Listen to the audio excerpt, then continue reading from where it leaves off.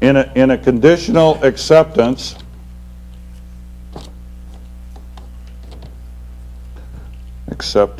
contracts, commercial paper, conditional.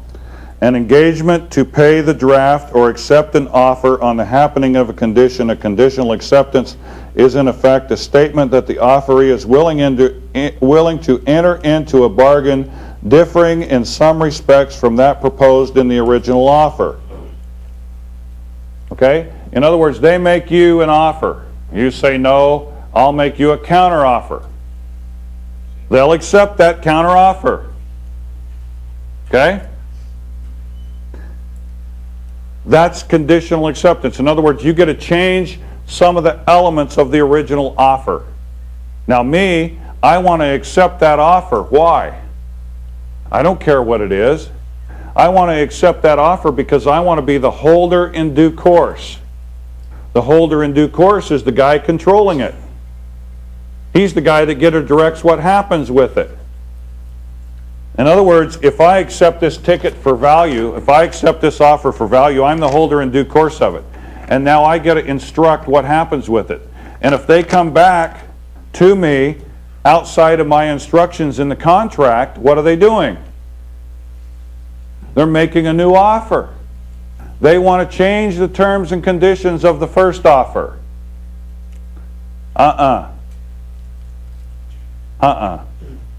You want to, if you want to have a little bit of interesting experience, and you have the money to do so, don't ever go in and ask a car dealer if you can make an offer on a vehicle. That's what they want you to do. Okay? When I go in to negotiate on something anymore, if it's a negotiable item, I try and put it in words like this. Well, I'll tell you, I'm really interested in purchasing this item that you have here, but I'm only going to go through this one time. If I like what you tell me, I will purchase it. If I don't, I'll find somebody else who I can deal with. Okay? In other words, they make all these books called The Art of Negotiation. Okay? Well, the art of negotiation generally consists of who's going to be the holder in due course.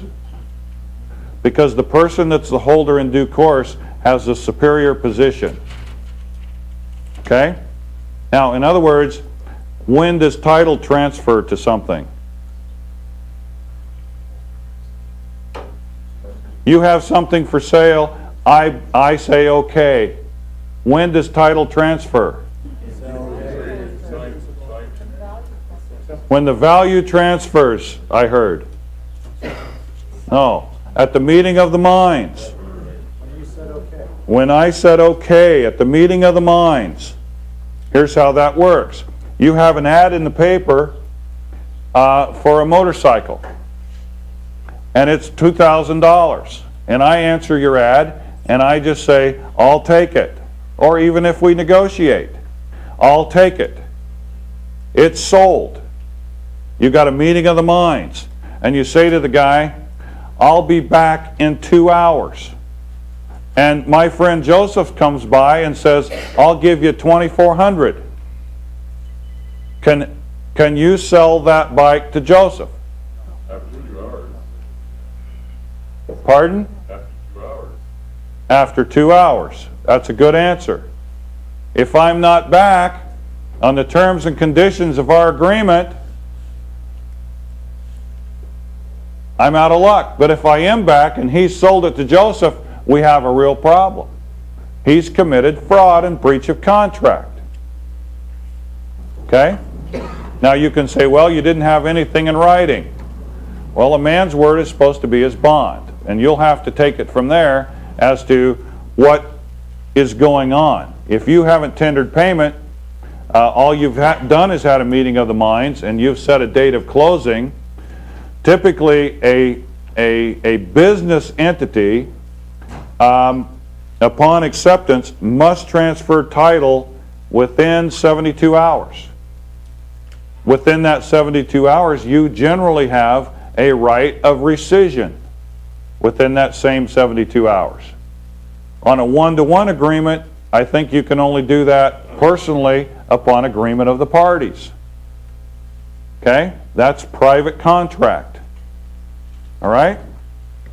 So all they're doing is making you an offer, and then the judge, when you go to the court, he's negotiating that offer. He's negotiating the contract for you. Because what he's going to do is he's going to transfer and pass judgment or sentence. Remember, we had that conversation. That's what he's getting up to. He's getting ready to pass the baton to you for you to pay. Okay? Now, let's say that you send this acceptance in and you get another offer back. Just like my friend in Oregon did on his citation when he went to court, and then he got a failure to appear notice. You just have to keep after him. You accept it for value and you send it back. Do you have to re-register that new presentment? No. Why? Because it's still got the same account number on it, and this is just another related document. Okay? Now, that's the way I handle it. What you're looking for is the order. You're looking for the policy. That's what I'm looking for from the insurance company. When I've accepted that check that they sent me and sent it back, now the only way they can adjust that account is to issue the policy. Otherwise, they've got an open account out there that's going to be open until one of two things happen. They issue a policy or I cash that check. Okay? It took me a long time to understand that. When I'm the holder in due course, I'm giving the consideration. They have to honor that consideration. They don't have any choice. That's public policy. Now, somebody define consideration. Consideration under public policy is whatever it is that two people will agree on. Okay? That's why the deal with the Freeman notes is a bogus deal. Okay? You know those warrants? Those people, there were people that said, they asked the question, well, what did you do for this? You've got something for nothing. No, I didn't. I worked for that. Well, now there's something else attached to it called value. Anything you do, you have to attach value to it, and once you have attached value, it has value. If you've exchanged labor, time, and energy, who's to say what value you can put on something? Okay?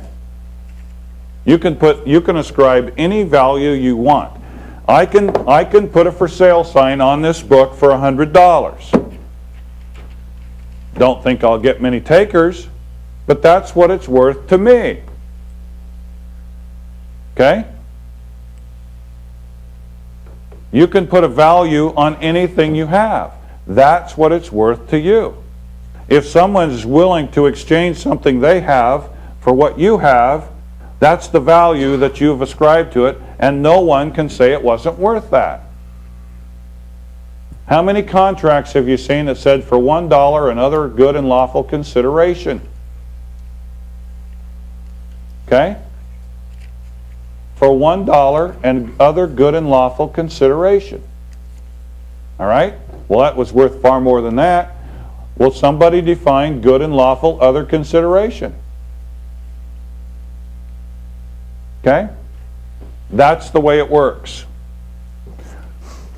Now, it doesn't matter if it's a ticket. Let's take a credit card. Let's say that this is a bill from a credit card company. Okay? And you've got in a situation. Now, don't get me wrong here. Now, I'm not advocating that a person go out and get 15 credit cards and go crazy and then absolve himself of all his responsibilities. Okay? That's not what I'm talking about here. I guess each person has to choose his own path of what he's going to do.